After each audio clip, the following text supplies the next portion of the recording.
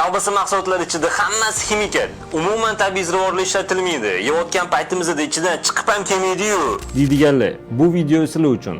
Kanalga obuna bo'lib, videoga like bossangiz, bu savolga albatta javob olasiz. Aslida har bir kolbasada ziravorlarning o'rni tengsiz hisoblanadi va aynan mana shu narsa kolbasa turlarini hamda ular orasidagi ta'mni va xushbo'ylikni bir-biridan ajratib turadi. Masalan, achchiq va qizil qalampir, qora, oq, shirin paprika, koriander, kumin, zira, zanjabil, kardamon, sarimsoq, quritilgan piyoz, muskat yong'og'i va boshqalar go'sht mahsulotlarining asosiy ziravorlaridir va bularning hammasi tabiiy. Agar biz ularni mahalliy yo'l bilan maydalab ishlatadigan bo'lsak, bu gigiyenik jihatdan biroz noto'g'ri hisoblanadi.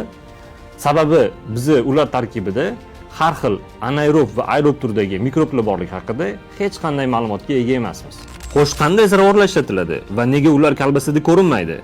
Gap shundaki, ularning hammasi tozalanib, quritilib, maxsus maydalagichdan o'tkaziladi yoki bo'lmasa ular tarkibidagi moylar ajratib olinadi. Ularning barchasi zamonaviy texnologik zavodlarda havosiz, yopiq zonalarda tayyorlanadi.